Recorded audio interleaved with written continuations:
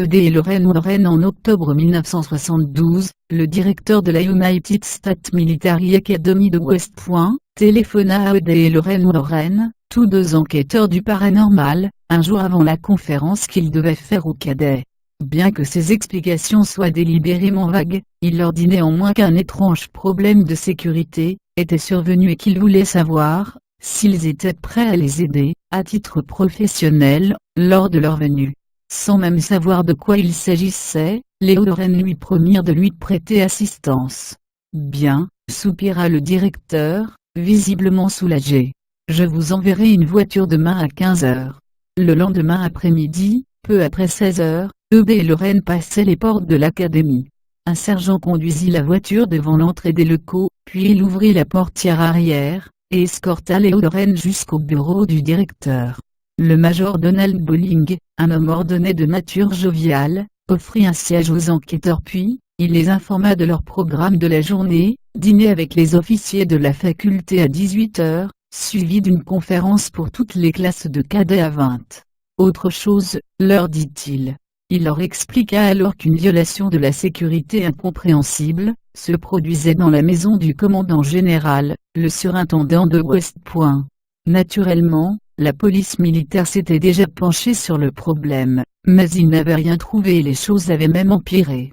Par conséquent, le major se demandait si le phénomène avait vraiment une explication naturelle. Donc, si vous n'avez pas d'objection, le surintendant voudrait vous parler avant le dîner, conclut-il. Nous serons heureux de vous aider, répondit Édition. Connaissez-vous la nature du problème? Le directeur eut alors un sourire, et leur dit, il y a un fantôme au quartier général. Lors de cette discussion, des limites strictes furent posées, et le major les prévint que tous les enregistrements qu'ils feraient seraient la propriété du gouvernement américain. Puis, après avoir éteint les lumières, il prit sa casquette, escorta les Warren jusqu'à la porte du bureau, et les présenta à un photographe de l'armée qui attendait dans le couloir. À l'extérieur, seul l'appel des cadets qui défilaient en cet après-midi grisâtre brisait le silence. Le groupe se rendit jusqu'au quartier du surintendant, qui était officiellement connu comme la Sylvanuteye Mansion, une structure de briques imposante, construite dans le style fédéral. Un serviteur répondit à la porte d'entrée de la maison, et fit rentrer le groupe à l'intérieur. Quelques instants plus tard, le commandant général et son épouse pénétraient dans le hall d'entrée où on leur présenta les Warren. Le général impressionna Lorraine. Elle le trouvait gentil, compatissant, d'une grande sagesse et d'une grande intelligence. La femme du général pria ses invités de se diriger au salon, une pièce magnifique qui avait été décorée de meubles d'époque. Puis le général commença à parler. « Rien de macabre ne s'est déroulé ici, » déclara-t-il, assis dans ce qui semblait être son fauteuil préféré. Néanmoins, un certain nombre d'incidents arrivent continuellement dans cette maison et, jusqu'à présent, personne n'a été en mesure de me les expliquer. Un peu d'histoire, dans le sous-sol, il y a un bureau d'études privées. Cette pièce est fermée à clé et elle est sécurisée. Mais, quoi qu'on fasse, le lit qui se trouve là se trouve toujours défait, et des fantômes ont été vus voltigeant à l'étage. Je n'en ai pas vu, mais ils sont signalés depuis des années, et apparemment, ils vont avec la maison. Maintenant, je ne vous aurais jamais parlé de tout ça, si nous n'avions un problème persistant et inhabituel, des objets personnes et d'autres articles importants sont souvent rapportés manquants. À voler, mais temporairement manquants. Le général s'arrêta un instant et mit ses lunettes. Je vous l'accorde, rien de tout cela n'est extrêmement important, c'est juste une question de perspective. L'une des responsabilités du commandant est le protocole social. Dans cette maison, nous recevons souvent des chefs de gouvernement, et des gradés haut placés de l'armée. Récemment, en des occasions spéciales, des événements potentiellement graves sont survenus. Des portefeuilles ont été volés, de l'argent et des objets personnels ont été dérobés à d'éminents dignitaires et à leurs épouses. Plus tard, tous les objets volés ont été retrouvés à l'étage, rangés de manière ordonnée sur la commode de notre chambre à coucher principale. Cette folie ne peut pas continuer, dit le général avec force. Pourtant, nous savons que personne n'a commis ces actes. Donc ma question pour vous, monsieur et madame Warren, est la suivante. Si c'est un fantôme, et j'insiste, si c'en est un, dites-moi, Un fantôme peut-il manipuler des objets physiques? Oui, c'est possible, répondit Édition. Si les objets sont légers, comme ceux que vous décrivez. Immédiatement, le général demanda, est-ce que ça ressemble à un fantôme, d'après vous? D'après ce que vous dites, oui, répondit Édition. En fait, il est fort probable qu'un esprit humain soit ici à l'œuvre car les objets ne disparaissent pas complètement. Surpris par la réponse, le général regarda Euday un instant. Seriez en mesure de dire s'il y a un fantôme qui vole les portefeuilles dans cette maison? Lorraine lui proposa alors, monsieur, je suis clairvoyante. La meilleure des choses à faire serait de marcher dans la maison. Cela me permettrait de déterminer si, en fait, un esprit est à l'origine des perturbations. C'est le meilleur test. Le général et sa femme acceptèrent et tout le monde se leva. Euday et le major Bowling se dirigèrent vers le sous-sol avec la clé de l'étude afin d'inspecter la pièce. Comme d'habitude, le fait était défait, et il donnait l'impression que quelqu'un avait dormi dedans. Pourtant, rien d'autre n'avait été dérangé. Ils fermèrent la porte et se dirigèrent alors vers l'étage. Dans la cuisine du premier étage, le major montra une planche à découper qui portait une tache humide. Elle sèche presque, puis chaque après-midi, elle redevient humide. Lui expliqua-t-il. Accompagné du général et de sa femme, Lorraine se tenait les yeux fermés au centre du salon, qui se trouvait en bas des escaliers, essayant de percevoir une présence invisible. Rien ne semblait hanter le premier étage, bien que Lorraine se soit sentie transpercée dans l'une des chambres à l'arrière du manoir. Soudain, elle déclara, cette chambre-là, c'est là que John Kennedy est resté, quand il a visité West Point. Les vibrations sont vraiment belles ici. Un peu surprise, l'épouse du général dit à Lorraine qu'elle avait raison, c'était la chambre à coucher du président, il ne pouvait monter les escaliers à cause de son dos. Quittant le premier étage, la femme du général ouvrit la voie jusqu'au deuxième. Lorraine s'arrêtait dans chaque chambre, s'imprégnant des vibrations laissées par les puissantes personnalités, qui avaient passé du temps dans la maison, sans découvrir aucun esprit malicieux. Puis, dans l'une des chambres, elle resta immobile un long moment, silencieuse. Une femme âgée a passé un long moment dans cette pièce, songea-t-elle. Elle se dirigea vers la fenêtre et, regardant les cadets en formation, qui s'agitaient sur le terrain, elle déclara, c'était une femme très sage qui partageait une charge avec un homme qui était dans sa vie. Elle le conseillait, mais l'homme n'était pas son mari. L'homme était Douglas MacArthur, acquiesça le général. La vieille femme était sa mère. Cette chambre était celle de Madame MacArthur, quand son fils était surintendant ici. Le groupe redescendit au salon, et tout le monde se retrouva réuni. Là, Lorraine admit qu'elle ne sentait pas la présence de l'esprit qui causait les phénomènes mais, d'un autre côté, il était possible que l'entité les ait délibérément évités. Est-il possible de découvrir cela? Demanda le major. Oui, lui répondit Lorraine. Ça peut être déterminé en état de transe. Le directeur la regarde, l'air inquiet, est-ce dire que nous devons tenir une séance? Non, répondit-elle en riant. Je vais juste m'asseoir à un moment de la soirée, une fois que le brouhaha et les vibrations de la journée auront diminué. Il avait été décidé de tenir une réunion dans la maison après la conférence du soir. Si le problème pouvait être résolu une fois pour toutes, alors ça valait la peine d'essayer.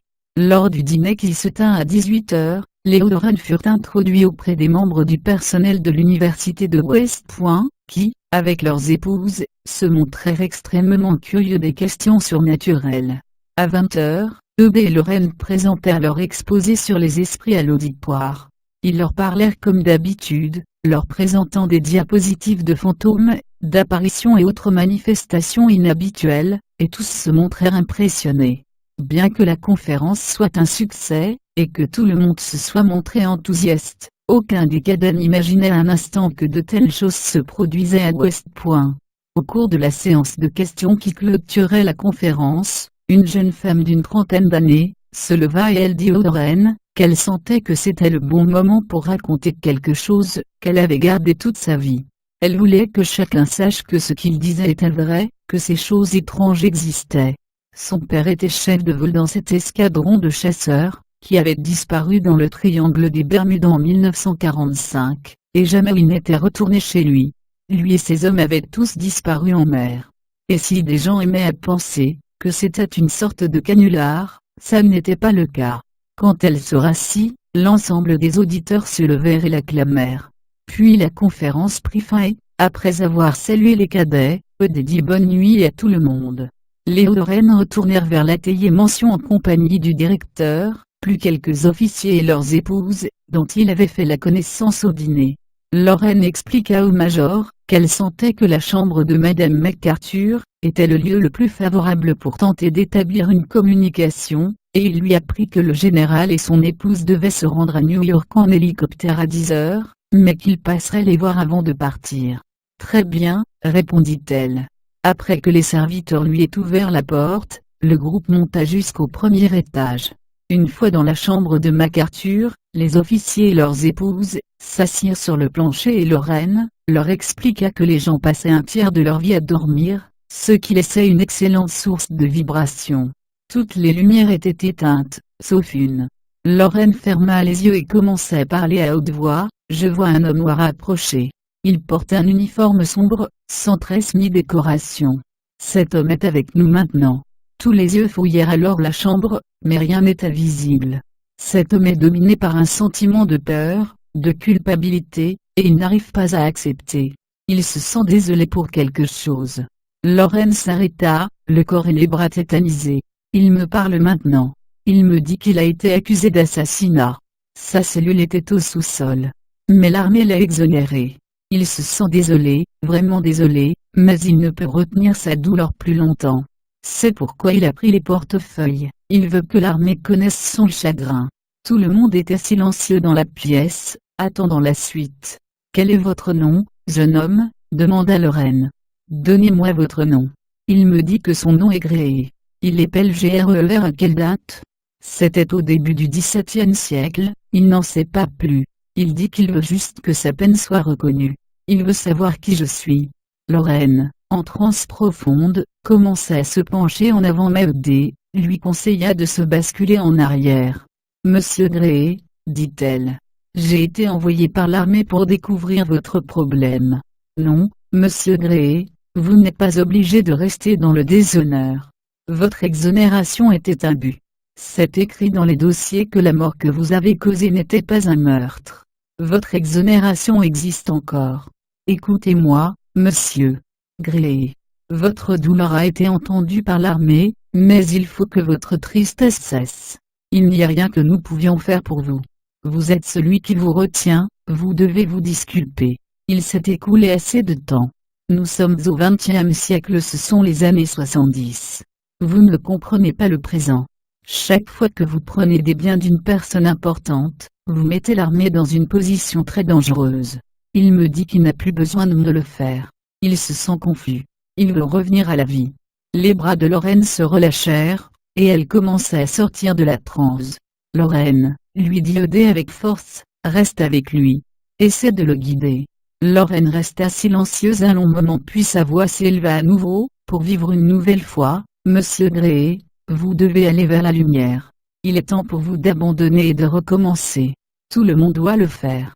Concentrez-vous sur la lumière et faites un pas vers elle. Allez vers vos amis et votre famille. Retournez dans la lumière, monsieur Gréé. Concentrez-vous sur la lumière et allez vers elle. » Puis brusquement, Lorraine se réveilla et ouvrit grand les yeux. « Il est parti. Je l'ai perdu, » déclara-t-elle. Les lumières furent allumées et les officiers et leurs épouses se levèrent, parlant à voix basse. Lorraine, debout au centre du groupe, donna une description complète de l'homme et expliqua à la fin, « Gréé a tout simplement disparu. » Peu après, tout le monde se mit à partir, et bientôt il ne resta que les Lorraine et le directeur dans le salon. Quelques minutes plus tard, le général et son épouse arrivèrent. Lorraine leur résuma brièvement la conversation qu'elle avait eue, expliquant, en conclusion, « Je n'ai pas eu l'impression que Gréé avait vraiment envie d'être ici. D'une certaine façon, je pense qu'il attendait juste d'être rejeté. Après cela, je doute que de nouveaux portefeuilles soient dérobés. Mais si cela se reproduisait, faites-le moi savoir s'il vous plaît. Il y a des choses que je peux faire à distance. » « C'est très gentil de votre part, » déclara le général. « Cependant, il y a un petit problème. Aucun homme noir n'a jamais servi à West Point jusqu'à ce siècle. Mais je vous promets que le major, vérifiera complètement ce détail au cours des prochaines semaines. Comme il parlait dans le hall d'entrée, le bruit d'un hélicoptère se fit entendre. Il était temps de partir. Après des remerciements et les politesses d'usage, le général et sa femme traversèrent la pelouse, et montèrent à bord du grand hélicoptère à destination de New York. Léo Lorraine se glissèrent sur le siège arrière de la limousine qui les attendait, se demandant si Gray avait enfin terminé le voyage qu'il avait commencé depuis plus d'un siècle. Quelques semaines plus tard, alors qu'il donnait des cours à l'université de Boston, E.B. et Lorraine Warren durent quitter l'estrade pour répondre à un appel téléphonique en provenance de West Point. Leur interlocuteur leur dit « S'il vous plaît, pourriez-vous faire quelque chose ?» Le fantôme d'un cavalier de la guerre civile refuse de quitter le dortoir où se trouvent nos chambres.